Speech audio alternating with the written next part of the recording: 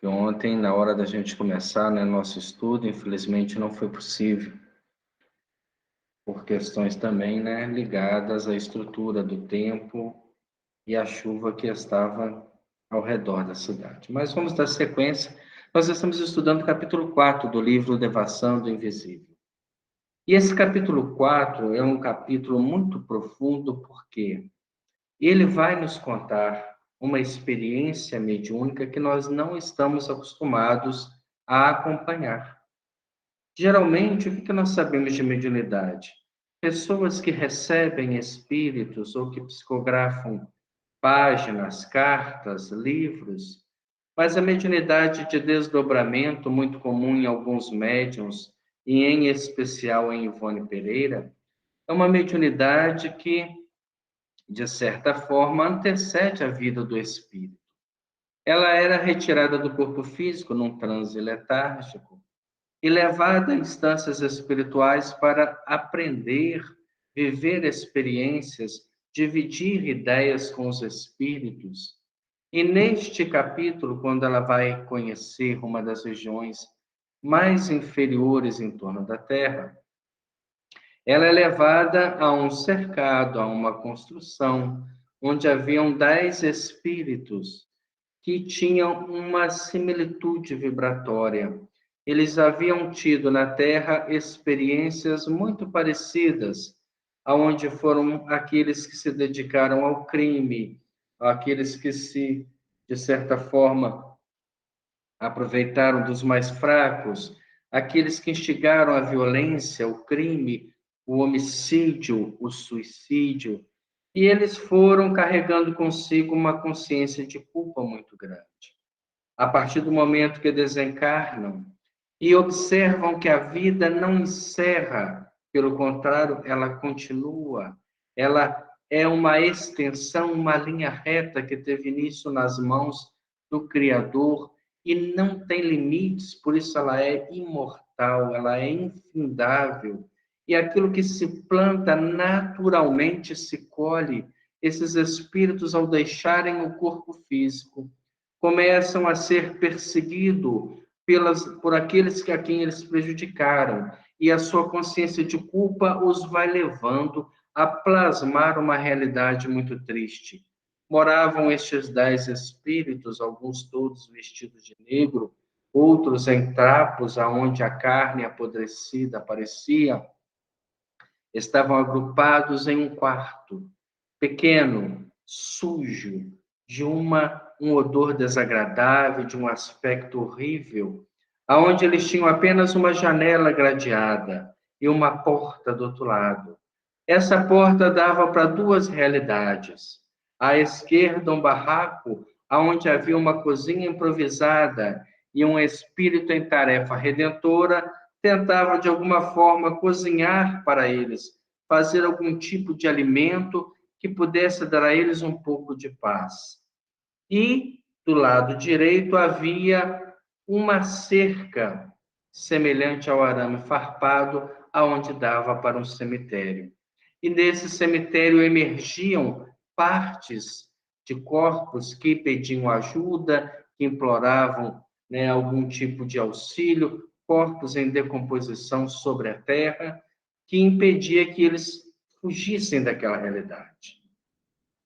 E este espírito que ali trabalhava, que trazia o aspecto, né, de uma antiga escrava africana, uma luz no perispírito e um entendimento muito grande da vida, explica para Ivone que nada daquilo era real, nem o cômodo imundo, nem o cemitério à sua frente, era apenas a projeção mental da consciência de culpa daqueles espíritos. E eles conseguiam exalar para todo lado seus próprios atos e começaram a plasmar em torno de si uma realidade ao qual eles estavam presos. Para poder sair dessa realidade, era necessário que eles conseguissem orar, que eles conseguissem se beneficiar com a prece. Mas o estado de consciência e de culpa impede o espírito de orar. Ele se acha tão distanciado do Criador que não consegue se libertar daquele sofrimento a princípio. E ali eles permaneciam, mesmo estando eles em via de arrependimento, como ela cita no capítulo. E nós paramos, né, depois da última gravação, quando este espírito vem esclarecendo Ivone sobre a realidade daqueles espíritos, porque um deles aproxima-se dela e fala: eu estou com fome, de uma forma até rude. E ela vai até aquela senhora que cozinhava e apronta um prato que parecia muito saboroso. E aquele espírito ávido, né, da necessidade orgânica que ainda o corroía por dentro, quando ele vai se alimentar, aquela comida se transformava em postas de carne em decomposição. E ele atirava aquilo longe e chorava muito porque estava com fome e não conseguia se alimentar. Explica também esse espírito que mesmo essa transformação do alimento na carne humana em decomposição era a consciência de culpa daqueles espíritos, porque deixaram órfãos com fome, porque deixaram viúvas com fome nas suas atitudes. E é da lei que ninguém sai desse mundo sem pagar centil por centil que se deve. Nós não sofremos por acaso. Não passamos dificuldade por acaso. E Evangelho capítulo 5, que seria até parte da nossa reflexão de ontem. Se há males que não estão nessa vida, é porque nós somos herdeiros de nós mesmos. Mas neste caso, estes espíritos sofriam pelos excessos que se permitiram na terra, achando que tinham que se dar bem a qualquer preço, passando por cima do sentimento e do sofrimento do ser humano. Com isso, acabam construindo para si uma prisão muito grande. A consciência de culpa os prende àquela realidade temporal, que a partir daquele momento passa a ser o espaço de vida que eles têm. Nós estudamos lá atrás, nesse mesmo livro, que as colônias espirituais nada mais são que a projeção mental de alguns espíritos que constroem praças, prédios, ruas, campos, e assim ela vai tomando toda uma forma bela, porque aqueles espíritos conseguem construir com sentimentos mais purificados. As regiões inferiores, elas têm toda uma característica inferior. E as regiões punitivas, aquelas que nós somos levados pela consciência de culpa, como esta que estamos estudando, elas vão acarretar a lembrança constante que alimenta a consciência de culpa. Como eram homicidas, eles veem à sua volta suas vítimas. Eles veem os pedaços da carne daqueles que eles mataram. E não conseguem se libertar disso tão fácil. Nós paramos justamente no ponto onde ela, assustada com aquele quadro, com aquela explicação, tenta ver por que Bezerra de Menezes havia levado aquele lugar. E paramos nesse ponto quando ela diz: enredaram-se de tal forma, ainda a explicação do Espírito, sobre estes 10, nos delitos cometidos que agora veem, sentem e como que descobrem tudo quanto possa evocá-los e revivê-los. A consciência de culpa faz você ficar no remorso. Imagina quando nós temos remorso. Eu falei algo que não devia. E fica remoendo. Você fica revivendo o mal. O remorso não serve para nada. O arrependimento nos coloca em novo caminho. Vai ficar remoendo o erro? É para não errar de novo. Não, é evocar novamente o erro. É sofrer toda a ambiência que gerou o erro. Remorso é tempo perdido. E enquanto eles estão ali presos àquelas lembranças, não conseguem se libertar. Ninguém, diz o Espírito, os castiga, a não ser a consciência deles mesmos, Está lá no livro dos Espíritos. Onde está escritas as leis de Deus? Na consciência. Eles podem agir na Terra como alguém que não percebe nada além da vida material. Mas uma vez desencarnado, eles tomam consciência da realidade espiritual e aí começam a sofrer das ações dos seus próprios delitos. Mesmo desarmonizado com o bem, na desoladora convicção em que estão de que muito e muito transgrediram as leis do amor e da fraternidade.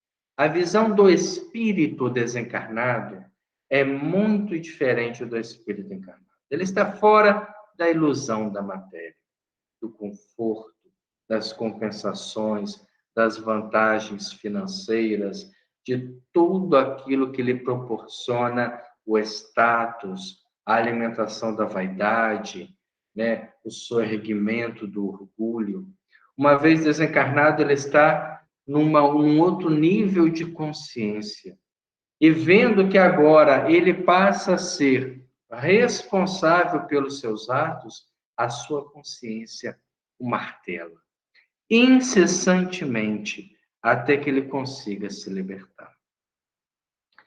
Muitos, diz o Espírito, muitos caridosos filhos de Deus, mesmo da terra, como o caso de Ivone, mesmo encarnados, até eles vêm em visitação piedosa, oferece-lhes o reconforto de orações e conselhos amorosos, tentando aliviá-los da tensão opressiva em que se encontram e encorajá-los aos trabalhos do progresso que serão árduos. Ainda tem que corrigir tudo o que fizeram. Então, quanto mais tempo permanecer ali na perturbação e na contemplação do erro, é tempo perdido. É necessário, sim, despertar, reconhecer e aprimorar, trabalhar para consertar. Então, alguns espíritos voluntários e mesmo encarnados, como é o caso de Ivone, eles vão lá e tentam incentivá-los. Olha, gente, perdão, vamos sair dessa contemplação negativa. Deus é um Pai de bondade, dá-nos oportunidade. E aí ela já começa a entender o porquê que ela foi levada até aquela região. Mas até agora, diz o Espírito, não animaram a atender a tão preciosos incentivos, bloqueados como se encontram pela complexidade deplorável dos próprios impasses. É aquele ser que desistiu, que errou tanto, que não consegue agora se permitir uma oportunidade de caminhar fora do erro. Sentem-se distanciados do Criador a tal ponto que não se sentem dignos de orar e se libertar. A reencarnação, continua o Espírito explicando, ser-lhes-á refrigério salutar, dado que por ela protegidos, esquecerão parcialmente o tenebroso passado, daí advindo vigores novos e serenidade para os empreendimentos da expiação e do resgate. Quando puderem reencarnar, será para eles uma bênção. Olha por que nós temos o esquecimento do passado. Imaginemos se fôssemos nós um desses espíritos, desses delinquentes que encontram-se nesse ano.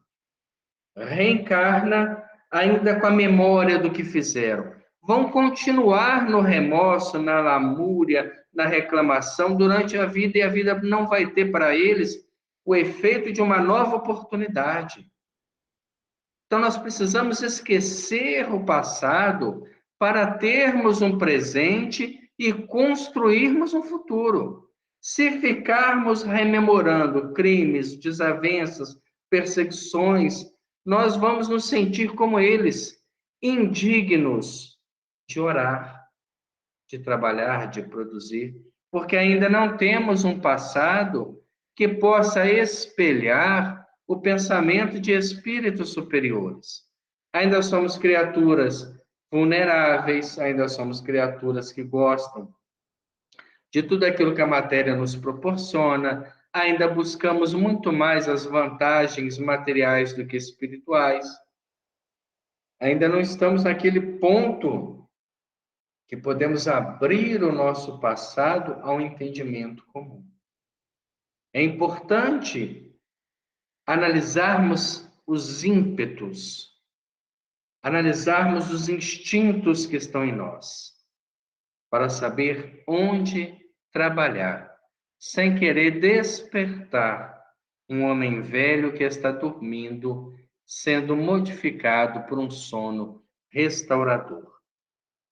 Mas certamente, continua ela explicando, compreenderás que em estado lamentável renascerão sobre a terra, modelando um corpo carnal aos empuxões vibratórios das mentes doentias e presenciais. Olha o que ela está falando. Não pensa que vão reencarnar em corpos excepcionalmente equilibrados, que não vão. Porque o corpo perispiritual que eles têm agora sofre descargas emocionais da mente em desalinho. Então, está todo desestruturado energeticamente. Quando ele for plasmar um novo corpo, ele vai ter um sistema endócrino desequilibrado, um sistema nervoso abalado. Vão ser pessoas com grandes deficiências de encontrar o equilíbrio, porque já não são equilibrados espiritualmente. Serão inevitavelmente, diz o Espírito, auto-obsidiados incuráveis. Então, são reencarnações dolorosas.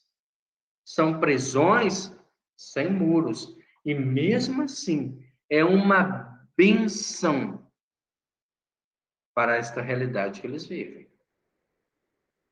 Mesmo reencarnando num corpo deformado, preso à idiotia, ao mongolismo, à convulsão, à epilepsia, é uma benção. Porque eu estou deixando para trás a consciência de culpa de crimes que lá na frente eu irei resgatar.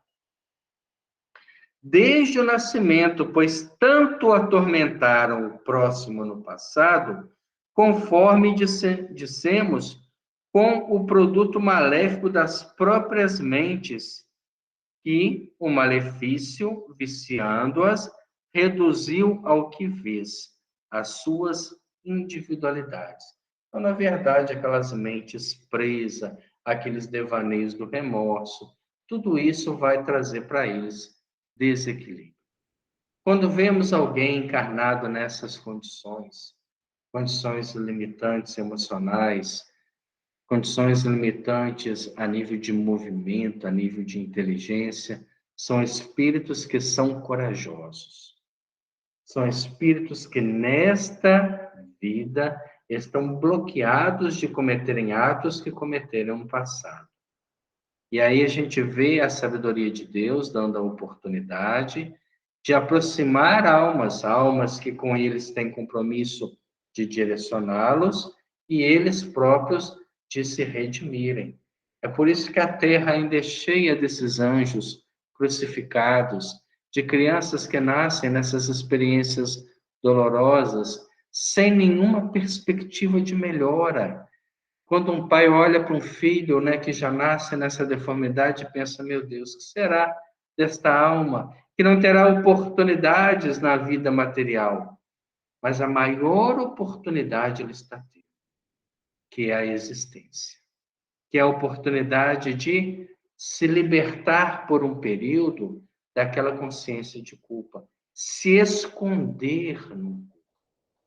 Eu recomendo, né, para a gente entender mais profundamente essas questões, a leitura do livro Ação e Reação, de André Luiz, principalmente capítulo 17, intitulado Débito Estacionário, que vai contar a história de Poliana e Sabino, que reencarnaram em situações muito difíceis, apagando as imagens de um passado, né, preso a uma série de excessos. E mesmo nesta encarnação, sabendo que tinha um processo mais doloroso ainda, ele estava muito mais preso ao passado do que à realidade. Na realidade, era uma criança deformada, numa expressão totalmente disforme, mas mentalmente ainda ligada ao passado, né, de todas as suas extravagâncias. Destes espíritos, minha amiga, encerra a nossa companheira esclarecendo. Infelizmente, encontra-se repleta a sociedade da Terra.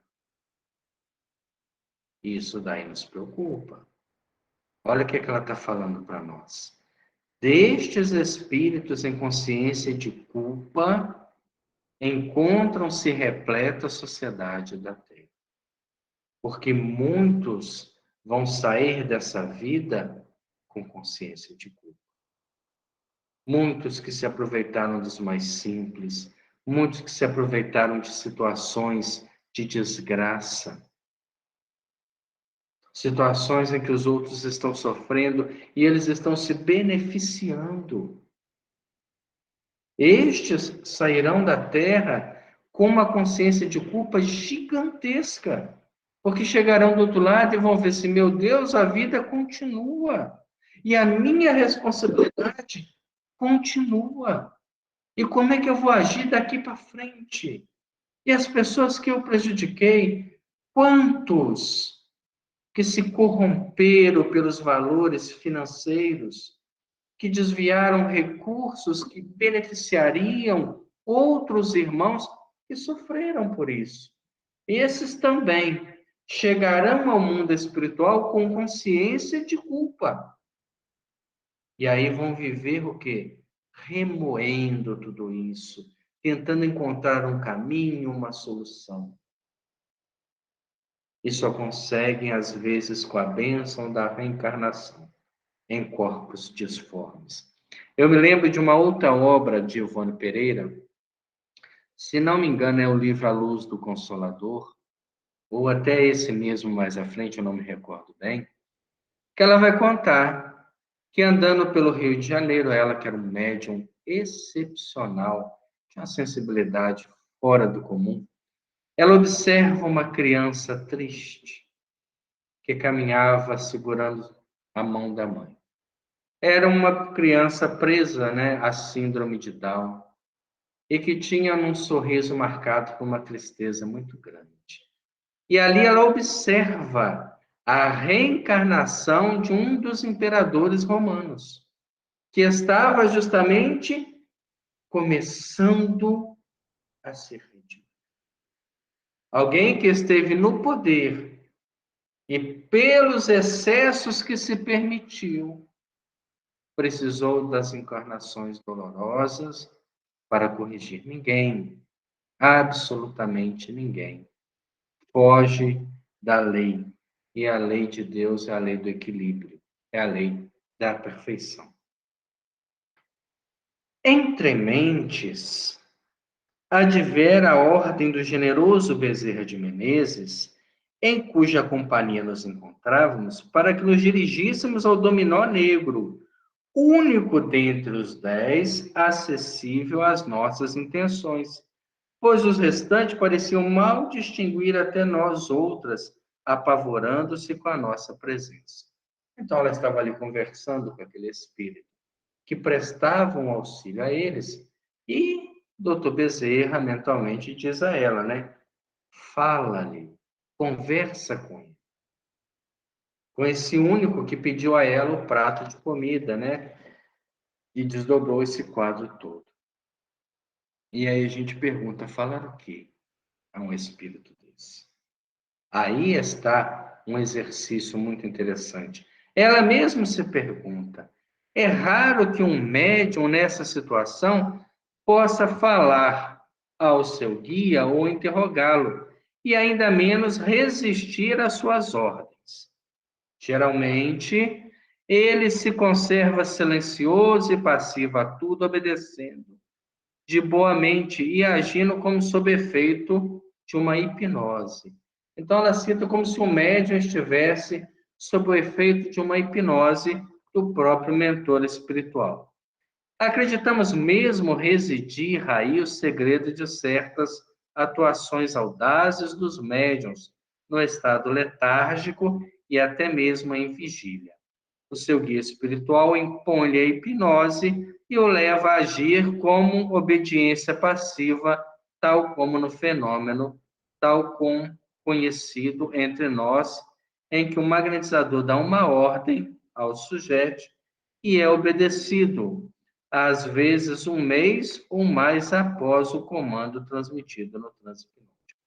Aqueles que tiveram oportunidade de estudar com a gente o livro Mecanismo da Mediunidade, nós tivemos um capítulo inteiro falando sobre a hipnose.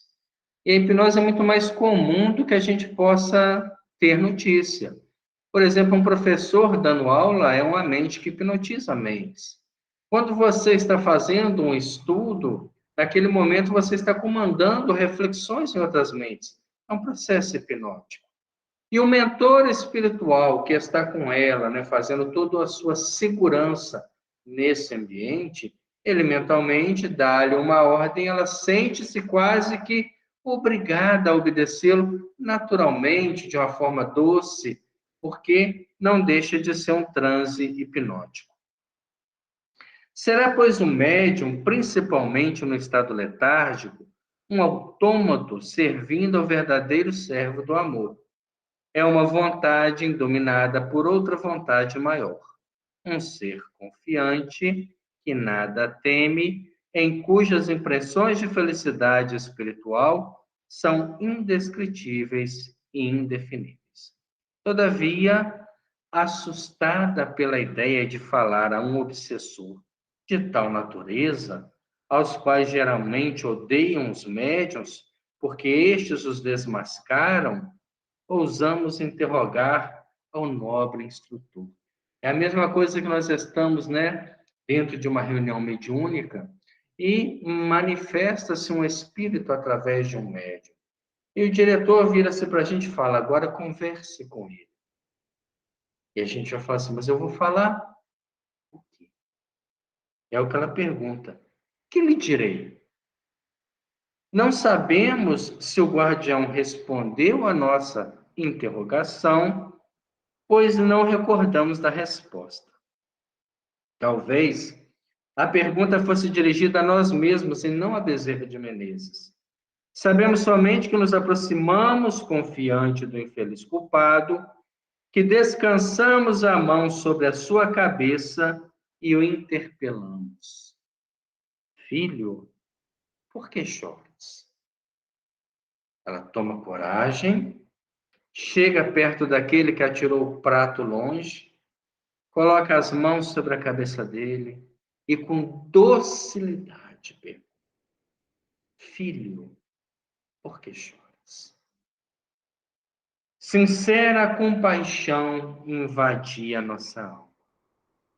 Sentíamos-nos envolvida por singular doçura e de todo o nosso ser era uma terna vibração de fraternidade. Aquele ser tão desagradável pelos próprios erros, afigurou-se-nos de súbito um irmão muito querido, uma criança ignorante e infeliz, a quem devíamos proteção e amor. Naquele momento, sobre a inspiração de Bezerra de Menezes, com certeza, ela consegue compreender o irmão infeliz que estava. Era um réprobo da sociedade. Era alguém que não expressava nenhum tipo de simpatia, mas, no entanto, era um irmão em sofrimento. É uma das ovelhas do Cristo que ele prometeu que nenhuma se perderá. Ele também não se perderá. E ela, estando diante dele, pensa consigo mesmo: Que recursos o Pai Celestial me proporciona, investe em mim nesse momento para tentar levar um pouco de paz a este. Mas, estando convencida de que tais sentimentos e impressões mais não seriam do que os amorosos reflexos da superioridade do dedicado instrutor, do que de nossas faculdades se utilizava para destilar o consolo e a esperança no ânimo apoucado do pecador. Ouvindo-nos, voltou-se àquele e respondeu já agora com humildade e desânimo. Lembremos que dos 10, era o único que tinha condições de perceber-lhe com mais nitidez a presença. Ele então fala, humilde e desanimado: eu tenho fome, mas eu não posso comer e sofro muito. Talvez a gente não tenha dimensão do que é esse sofrimento. Na história antiga de Roma, havia um homem chamado Pausanias que foi condenado a morrer de fome. Ele foi preso e não lhe deram nem comida nem água até que ele pudesse vir a consumir a vitalidade. Esse homem tornou-se tão vingativo perante aqueles que o condenaram que seu espírito foi visto por diversas vezes a assombrar as pessoas. Nós não temos notícia, nós não temos noção do que é morrer de fome. E o ser espiritual não morre. Ele tem a mesma sensação, a mesma dor, a mesma fome profunda, mas ele nunca vai morrer, porque ele já morreu, ele já perdeu o corpo, que depende da alimentação. O corpo espiritual, ele se sustenta até mesmo com o ar. Mas a sensação, a necessidade de alimentar ainda permanecia nele. Isto prova, meu amigo, dizia Ivone, que o alimento de que careces não será bem esse, mas um outro de natureza diversa que esquece de desejar e solicitar. É a prece, o pão do céu que descerá até as tuas necessidades, do amor generoso de Jesus Cristo, a fim de te reconfortar, saciando as ânsias do teu desespero. Não, diz o Espírito, esse pão eu não posso desejar. Sou um miserável, desgraçado demais para elevar tão alto os meus desejos, e a mim certamente seria negado esse pão. Essa é a situação da consciência de culpa. Não se permite. Só quando o sofrimento desgasta bastante é que ele então cede e fala: tenha piedade de mim, Senhor. Lembra de André Luiz? 8 anos peregrinando entre o sofrimento, a fome, o desespero, o medo, a perseguição, até que quando ele não tendo mais a que nem a quem recorrer, ele então fala: Senhor, se tu existe de verdade, acolhe-me porque eu não aguento mais. E na mesma hora os espíritos surgem para ele e o resgatam das condições inferiores do umbral. Será que nós também precisaremos passar por isso? Precisaremos sofrer para entender a bondade de Deus. Nesse momento, ele deixa bem claro: eu não sou digno, eu não tenho coragem de orar. Mas ela insiste dizendo: mas foi para os pecadores como tu, de preferência que Jesus se nos apresentou em nosso círculo de progresso, ou seja, em nosso mundo. Os pecadores, os réus, obterão de sua complacência todo o auxílio possível para se reerguerem em demanda dos caminhos do dever, bastando que tanto o invoquem através da oração, bem sentida, demonstrando boa vontade e regeneração. Então, ela tenta, né, despertá-lo para aquela realidade nova, para aquele pedido que, se com certeza, se ele orasse, ele conseguiria romper com aquela realidade. Ele seria o primeiro daqueles 10 que encontraria um pouco de paz.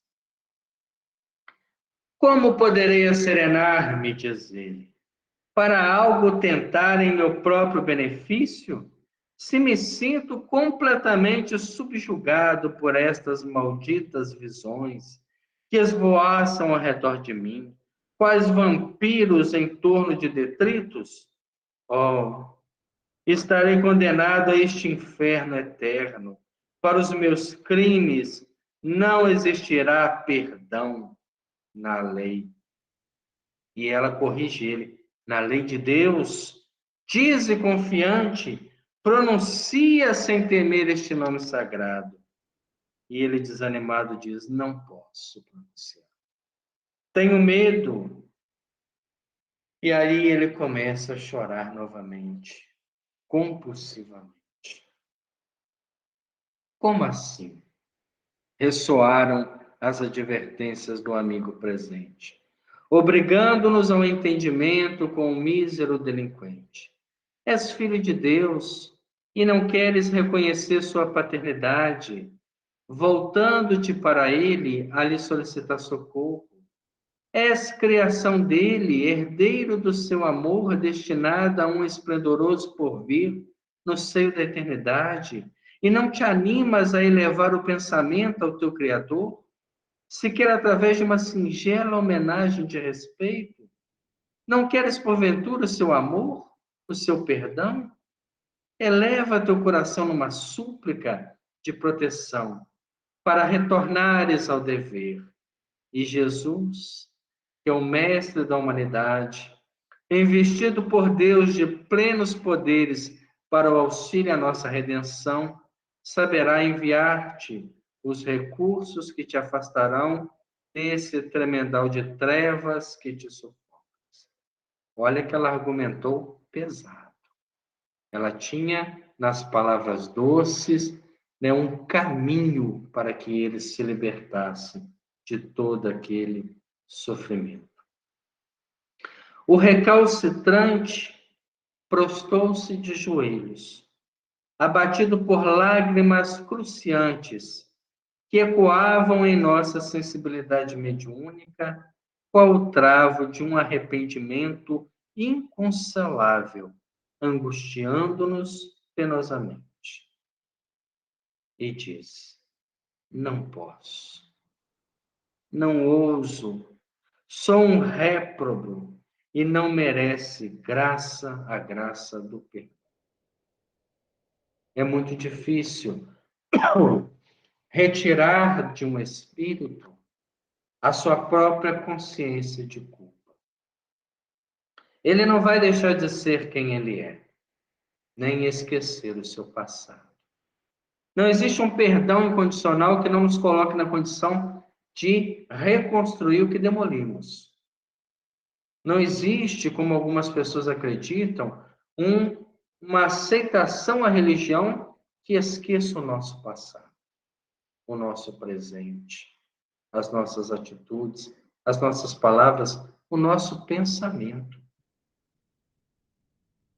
Claro que se orarmos, Jesus nos dará nova oportunidade, mas não nos isentará de nossas responsabilidades. Ninguém, está escrito no Evangelho, sai desse mundo sem pagar sentiu por sentir o que deve. Meu amigo, insiste Ivone, compreendo que fazes uma falsa ideia do perdão que Deus concede às suas criaturas, para retirá-las do despenhadeiro do erro e do sofrimento. Entretanto, esse perdão pelo eterno concedido aos pecadores que somos, todos nós, e não somente tu, encontra-se no ensejo, na oportunidade que suas leis apresentam ao delinquente, de reparar o mal praticado no passado, através da prática do verdadeiro bem nos dias do futuro, nos trabalhos de reparação realizados por ti mesmo, a benefício do teu próximo. Portanto, a teu próprio benefício poderás reabilitar-te no estado pecaminoso e deplorável em que te encontras. Não se trata de um perdão gracioso que não te expungiria as culpas da consciência, mas sim de uma ocasião, uma oportunidade de reparar teus maus atos com ações nobres e meritórias que te levem a esquecer os primeiros. Então ela explica para ele justamente isso. Olha, o que você entende, né, do perdão de Deus é algo ainda muito humano. Você acha que ele vai te perdoar e apagar tudo isso? Não vai. O nosso passado não se apaga. Uma pessoa que você destratou na vida, uma pessoa que você pisou no calo, não vai apagar esse ato, porque agora eu sou religioso, porque agora eu leio o evangelho, porque agora eu quero uma nova proposta. Tudo isso precisa ser reconstruído. Tudo isso precisa ser novamente vivenciado. E nós temos que viver para termos experiências boas. Então, se eu sou uma pessoa de temperamento difícil, aquilo que eu leio vai moldar o meu temperamento para que eu me torne agradável. Esse é o primeiro passo.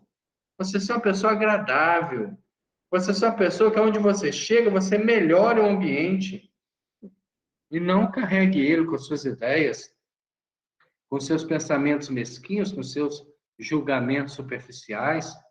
O primeiro passo para o despertamento espiritual é mudar a personalidade, é mudar o temperamento.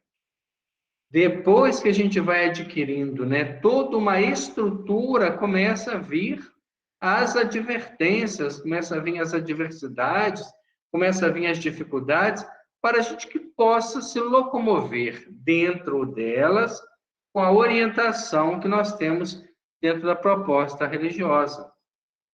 Trazemos-te, diz a Indevone, como sempre, hoje, a certeza de que possuis amigos que te auxiliarão com a maior dedicação nesse serviço de sorregimento de ti mesmo, para o culto do dever. E nós também nós temos uma série de amigos espirituais que endossaram a nossa encarnação e que podem nos ajudar no sorregimento moral, que nós podemos nos unir em pensamento através da prece, da elevação das atitudes, das melhores escolhas, e a partir daí a gente ter uma vivência muito mais aproveitável. Basta que os aceite de boa vontade e os chame através do pensamento. Igualmente amorosos, fraternos e obedientes a Deus. Voltaremos a visitar-te em outra ocasião. Até lá, reflete melhor, para que nos seja possível um entendimento mais amplo a teu benefício.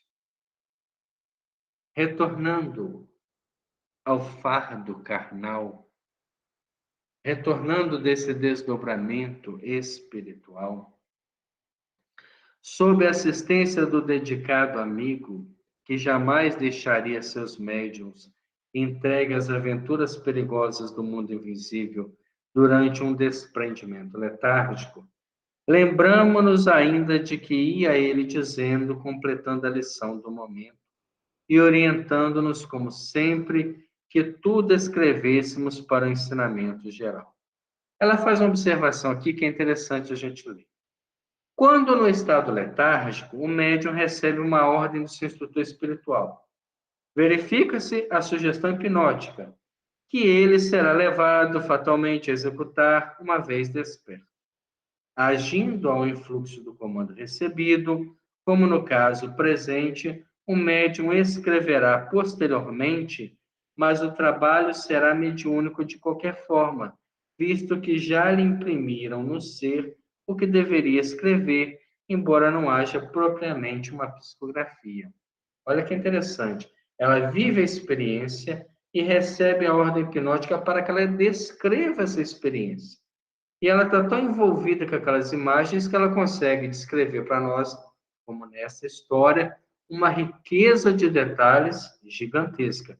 Não é uma psicografia, não é o espírito tomando-lhe o braço e escrevendo, mas é a retratação de uma experiência mediúnica.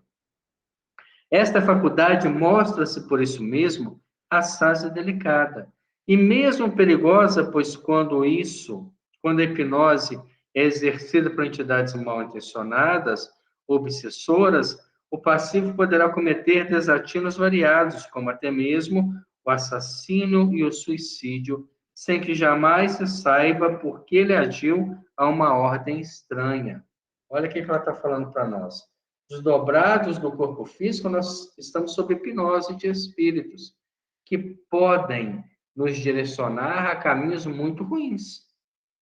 E se nós não tivermos discernimento, se nós não tivermos boas ideias para contrabalançar esta indicação negativa, podem nos levar ao autocídio, ao próprio assassinato.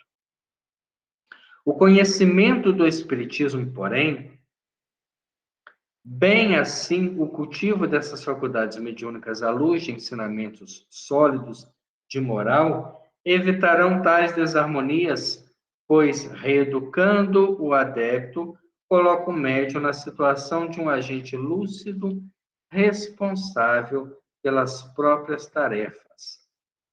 A melhor oratória que já nos foi dado praticar nas tribunas dos Santos Espíritos não passou de um fenômeno mediúnico desta natureza.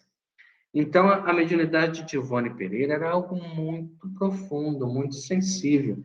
As experiências que ela vive e narra para nós nos seus livros são uma vivência como se nós não tivéssemos nenhuma interferência no campo mediúnico dela, no campo de percepção, porque ela vivenciava a experiência, então logo retornava ao corpo físico, fazia as anotações, detalhe por detalhe de tudo aquilo.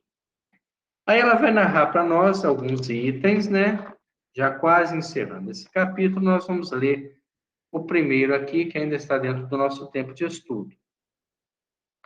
Que estados espirituais, mentais vibratórios, como os referidos nessa narrativa, geralmente são insolúveis no além, porquanto ainda que entidades culpadas permanecessem no espaço durante séculos, necessitaria de qualquer forma e em qualquer tempo de uma ou mais reencarnações sobre a Terra, uma vez que esse será o mais eficiente recurso concedido pelas leis eternas, a fim de tentar novar experiências para a corrigenda dos vícios e dos desvios mentais, das vibrações do sentimento, dos hábitos, das ações através das expiações, reparações necessárias, expiações e reparações que ao culpado acompanharão como resultado lógico dos feitos passados, como repercussão moral da desarmonia com a justiça e dever. Só esse primeiro item, ela já coloca para nós. Não há um outro caminho de justiça que não seja a reencarnação.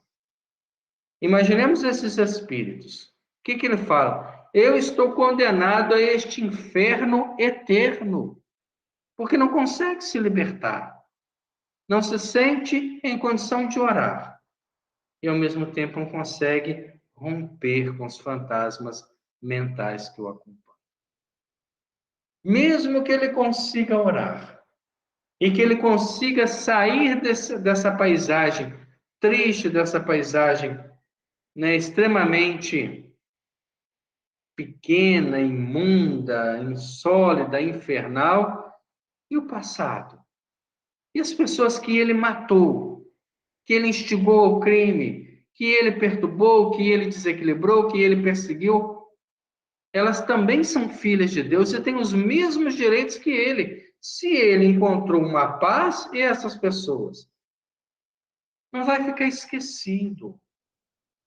Ele tem um débito com a lei.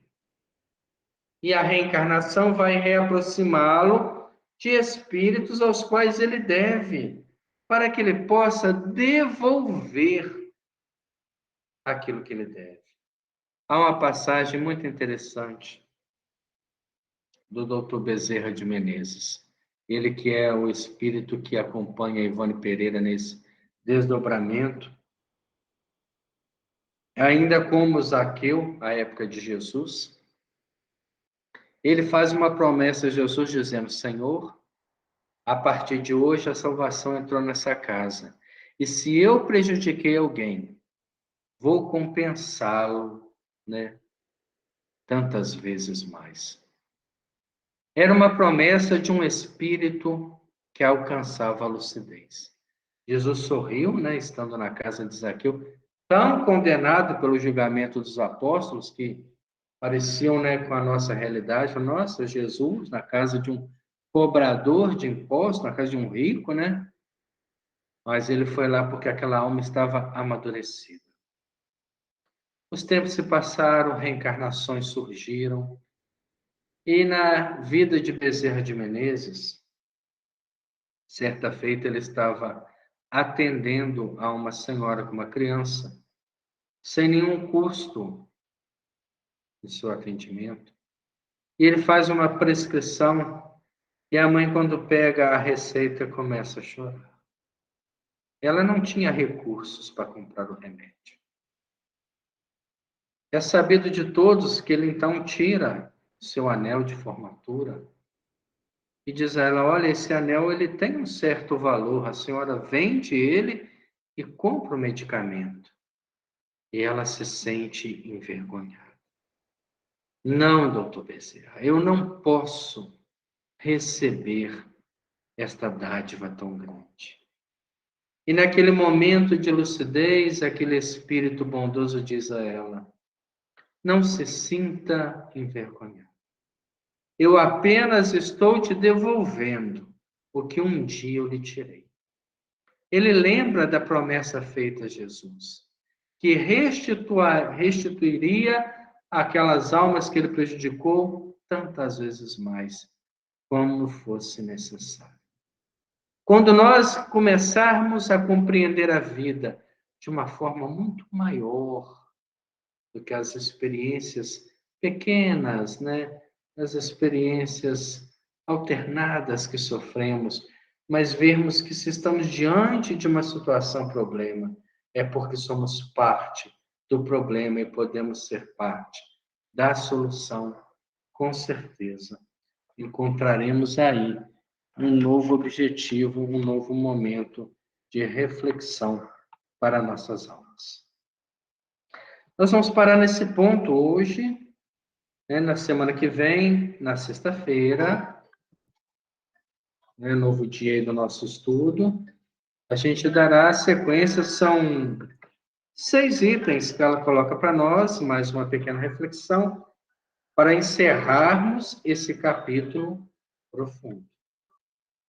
Vamos agora fazer a nossa prece. Nós, no início, oramos e pedimos a Deus em benefício dos irmãos que passam por grandes provações, principalmente na cidade de Petrópolis, onde as forças naturais acabam trazendo, né, a expiação, o sofrimento. Uma série de irmãos nossos que estão partindo num desencarne coletivo, numa tristeza que vem assolando profundamente. Nós compreendemos a vida assim, Senhor, mas a empatia que desenvolve em nós nos faz sentir a dor daqueles que perderam seus entes queridos, daqueles que perderam seu lar, daqueles que não têm comida, daqueles que não têm mais um agasalho, não têm mais onde se refugiar. E se nós não temos nada além do que o nosso sentimento para dar, nós então direcionamos o nosso coração a eles. Eles não se sintam sozinhos, Senhor. Que eles saibam que acima de tudo e de todos reina a bondade infinita de nosso Pai Celestial. que há de abençoar a vida de cada um, diminuindo a dor, fazendo com que a esperança volte a renascer nos corações. E como nós sempre encerramos o nosso estudo pedindo também, Senhor, pelo Lar Cristão Paulo de Tarso, que receba as nossas vibrações de carinho, as nossas vibrações de respeito por aqueles que já viveram tanto e ainda têm muito a acrescentar em nossas existências, com seus exemplos, com suas histórias, com a sua experiência de vida, às vezes muito rica, que poderia clarear muito o nosso caminho, se estivéssemos dispostos a ouvir mais e a falar menos. Abençoe, Senhor Jesus, a cada um de nós, abençoe o nosso grupo, e na próxima sexta possamos estar novamente aqui estudando a mediunidade através dessa missionária, que foi Ivone do Amaral Pereira. A ela o nosso carinho, o nosso respeito, a nossa admiração profunda de ter sido uma das mais lúcidas trabalhadoras do Cristo na pátria do Evangelho.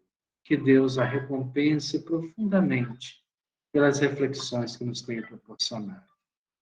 Que Deus nos abençoe a todos, que nos dê uma semana de paz e de luz.